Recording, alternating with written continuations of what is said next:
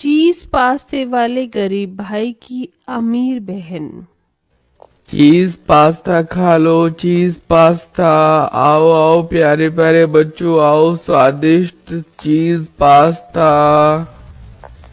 जैसे ही गरीब सूरज पास्ता लेकर आया, सभी घरों के बड़े क्या बच्चे सब ललचाए हुए दौड़े दौड़े चले आए। उनमें से एक सुधा थी। उसने मुस्कुराकर पूछा, आज आने में बड़ी देर लगा दी सूरज भैया। मेरा मुन्ना सुबह से आपकी ही बाट जो रहा था। जब से इसकी जुबान पर अपना चीज पास्ता का स्वाद क्या लगा है, बड़ी ही चटोरी जीभ हो गई है इसकी। मुझे चीज पास्ता खाना है, चीज पास्ता खाना है, जल्दी से दो ना। ले ले ले, मेरा मुन्ना को चीज पास्ता खाना है। अच्छा, ये लो। सूरज का स्वभाव बहुत ही हंसमुख था। यूं तो उसने अपनी जिंदगी में धन तो नहीं कमाया था, मगर लोगों से प्यार और इज्जत बहुत कमाई थी। मगर ये आज की इस दुनिया का कड़वा सच है। ये दुनिया इज्जत भी उसी को करती है जिसके पास दौलत हो। सूरज के परिवार में बस उसकी बहन अवनी थी, जिसमें सूरज की जान बसती थी। वो बहुत छोटा था जब सिर से माँ बाप का साया भी उठ गया था। ऐसे में सूरज की पढ़ाई लिखाई छूट गई और गुजारे के लिए वो चीज पास्ता बनाकर गली गली में घूमकर बेचा करता। दिन भर पास्ता बेचकर घर लौटते रास्ते में उसने भगवान का धन्यवाद दिया। भगवान की दया से आज तो सारा पास्ता बिक गया, कमाई भी अच्छी हुई है। तभी सूरज हलवाई की दुकान देखकर रुक गया। अवनी को रसमलाई कितनी भाती है, उसके लिए खरीद लेता हूँ। देखेगी तो खुश हो जाएगी। कहो भाई, क्या दूं? ये रसमलाई कितने की दी? एक 50 रुपए की पड़ेगी। अच्छा, तो फिर 2 दे देना। अपनी बहन की खुशी के लिए सूरज सीधे 100 रुपए की रसमलाई खरीद लेता है, जबकि वो 1-1 रुपए भी कमाने के लिए दिन भर तपती धूप में गली गली घूमता था। जैसे वो घर पहुंचा तो अवनी गुस्से से भरी झोपड़ी के बाहर बैठी थी। अरे छोटी, तू घर के बाहर क्यों बैठी है? हवा खाने तो बैठी नहीं होंगी ना भैया। आपने बिजली का बिल नहीं भरा है, इसीलिए लाइट काट दी गई है और घर में एक मोमबत्ती भी नहीं है। पता नहीं कैसे गरीब भाई की बहन हूं मैं। अवनी का ये कहना सूरज के दिल पर जा लगा। फिर भी उसने मुस्कुरा कर कहा, अच्छा, ये सब छोड़। ये देख, मैं तेरे लिए तेरी मनपसंद रसमलाई लाया हूँ, खा ले मेरे लिए। मुंह खोल मेरी प्यारी बहन। अवनी ने जैसे ही रसमलाई खाई तो गुस्से से उसे थूक दिया। अथू। क्या हुआ बहन, रसमलाई अच्छी नहीं क्या? अरे, किस तो कौड़ी की दुकान से खरीद कर लाए हो ये? डालडे का स्वाद आ रहा है इसमें। जितने करीब तुम हो उतनी ही घटिया तुम्हारी लाई हुई मिठाई। ये कहकर अवनी पैर धमकते अंदर चली गई। यूं तो इस दुनिया में भाई बहन का बंधन सबसे अटूट होता है, मगर अवनी अपने भाई सूरज के स्वभाव से एकदम अलग थी। वो अमीरी भरी जिंदगी जीना चाहती थी। वो अपने कॉलेज में पढ़ने वाले अमीरों की देखा देखी करती, जैसे छोटे कपड़े पहनना, घूमना फिरना। बावजूद इसके सूरज खुद में ही दोष ढूंढता था। वो रात भर झोपड़ी की ओट पर बैठे रोता रहा। मैं अपनी बहन को एक अच्छी जिंदगी नहीं दे सकता। अब से मैं गली गली घूमकर नहीं बल्कि बाजार में चीज पास्ता बेचूंगा और कल बिजली का बिल भर दूंगा, सबसे पहले, ताकि मेरी बहन को पढ़ने में तकलीफ न हो।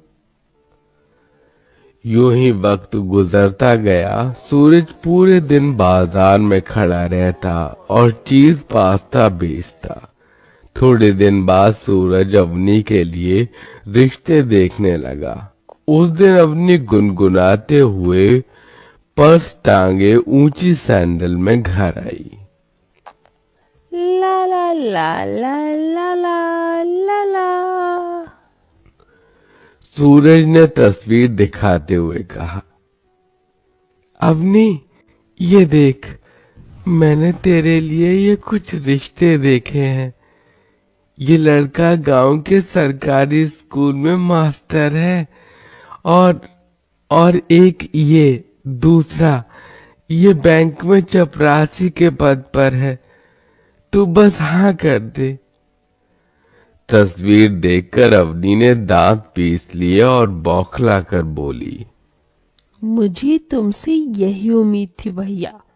तुम मेरे लिए ऐसा ही कोई गया गुजरा रिश्ता ढूंढोगे, मगर एक चपरासी या मामूली से स्कूटर मास्टर से मैं शादी करके अपने आगे की सारी जिंदगी गरीबी में नहीं बिताना चाहती। मैंने अपने लिए लड़का ढूंढ लिया है और उसी से शादी करूंगी। अपनी बहन के इस फैसले को सुनने के बाद भी उस गरीब भाई ने मन के गमों को होठों पर आने नहीं दिया। अरे, कौन वो खुश नसीब जिसे मेरी बहन ने चुना है? रोहित नाम है उसका। बिजनेसमैन है, नौकर चाकर है, कई कई गाड़ियां हैं उसके। घर में देखो तो पता चले भैया। तुम तो पास्ता बेचकर भी मुझे इस गरीबी के सिवा कुछ दे नहीं पाए। बस मेरी शादी अच्छे से कर देना, इतना तो कर ही सकते हो अपनी छोटी बहन के लिए। सूरज ने डबडबाई आंखों से अपनी बहन की ओर देखकर कहा, तू चिंता मत कर बहन, तेरा ये गरीब भाई तेरी शादी बड़े धूमधाम से करेगा, तू देखना। उस रात सूरज ने एक बक्से को खोला जिसमें कुछ पुराने नोटों की गड्डी थी। उसने उसे गिना और दुख जताते हुए कहा, इतने सालों से चीज पास्ता बेचकर भी, पाई पाई जोड़ने के बाद भी बस अब तक 20,000 ही है। फिर सूरज कर्ज लेकर बड़ी धूमधाम से बहन की विदाई करता है। अपना बड़ा सा आलीशान ससुराल देखकर अवनी खूब इतराती है। आखिर आज मेरा सपना पूरा हो गया। आज मैं इतने अमीर घर खानदान की बहू बन गई। अपर्णा ने अवनी का स्वागत किया। आओ अपर्णा बहू, इस खानदान में तुम्हारा स्वागत है। अगले दिन रोहित ने अवनी से कहा, अपनी, आज तुम पग फेरे के लिए अपने घर चल रही हो ना? रोहित, मेरा जाने का बिल्कुल मन नहीं है। पर भैया तुम्हारी राह देख रहे होंगे। अपनी थोड़ी देर की तो बात है। थोड़ी ही देर में महंगी सी गाड़ी गरीब सूरज के द्वार पर आई, जहां अंदर सूरज चूल्हे के धुएं में पास्ता बना रहा था।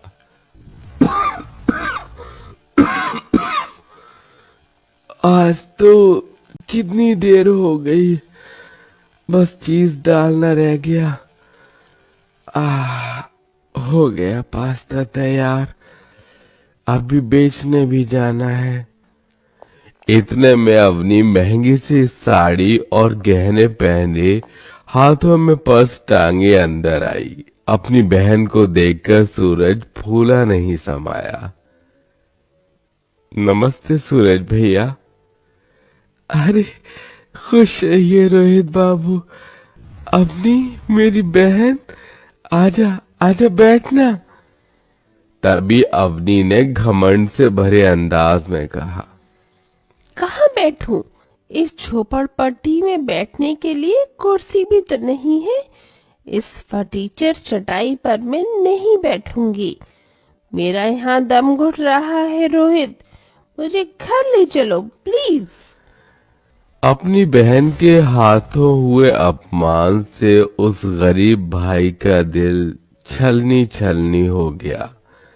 फिर भी उसने कहा, बहन शादी के बाद पहली बार अपने गरीब भाई के घर आई है, खाकर जा। ये देख मैंने चीज पास्ता बनाया है। बड़े ही प्यार भरे मन से सूरज ने कटोरी में अपना बनाया चीज पास्ता उसकी ओर बढ़ाया, पर अवनी ने मना कर दिया। भैया अपना ये गरीबों वाला चीज पास्ता तुम ही खाओ। आज तुम्हारी बहन की इतनी हैसियत है कि मैं 5 स्टार और 7 स्टार होटल में खाना खा सकती हूँ। और जब तुम्हारा मन भर जाए ना, तो ये गली गली घूमकर अपना पास्ता बेचने से तो फिर आ जाना मेरे घर। तुम्हें ड्राइवर की नौकरी पर रख लूंगी। चलो रोहित। इस अपमान के बाद सूरज का मन चीत्कार करने लगा। उसकी आंखों से झरझर आंसुओं की बौछार गिरने लगी। आज मुझे मेरी बहन ने ये सबक दिया है कि इस दुनिया में जिसके पास पैसा है उसी की इज्जत है। अब मैं भी अमीर बनूंगा। अपनी अमीर बहन के हाथ हुए अपमान को सूरज भूल नहीं सका और उसने खुद को मेहनत की भट्टी में झोंक दिया। वो कड़ी मेहनत करके एक सवेरे चीज पास्ता बेचने निकला। चीज पास्ता खा लो, चीज पास्ता, गर्मा गर्म स्वादिष्ट चीज पास्ता। अरे भाई एक प्लेट चीज पास्ता देना। एक प्लेट चीज पास्ता मुझे भी देना। जी भैया अभी देता हूँ। धीरे धीरे उसका छोटा मोटा पास्ते का ठेला दुकान और फिर नामी रेस्टोरेंट में बदल गया। अब तो जैसे हर जुबान पर कल के गरीब सूरज के चीज पास्ता का स्वाद चढ़कर बोलता। उसके पास घर बंगला गाड़ी सब हो गया। फिर एक दिन आंखों में आंसू लिए अपनी एक पुरानी सी फटेहाल साड़ी में मुरझाए चेहरे के साथ अपने भाई के घर आई। भैया मेरा सब कुछ लुट गया, कारोबार डूब गया भैया। मैं हमारा घर नीलामी हो गया। बहुत गरीबी और बदहाली में जी रहे हैं हम। आपकी ये गरीब बहन बहुत परेशान है। अपनी बहन की बुरी हालत देखकर सूरज अपमान के वो दिन भी भूल गया। उसने डबडबाई आंखों से कहा, चुप हो जा अपनी, रो मत। बहन तेरा भाई अभी जिंदा है तेरे लिए। मगर बहन हमेशा याद रखना, कोई भी काम छोटा या बड़ा नहीं होता। देख कल अपने भाई के जिस काम को तू छोटा कहकर गई थी, आज उसी चीज पास्ता के मेरे कई रेस्टोरेंट हैं और मेरा सब कुछ तेरा ही तो है। इतना सब हो जाने के बाद अपने भाई के मन में अपने लिए स्नेह देखकर अपने भाई के गले लगकर गुजरे पल क्षणों को याद करके बस रोती ही गई। भैया मुझे माफ कर दो। मैंने जो आपका दिल दुखाया है।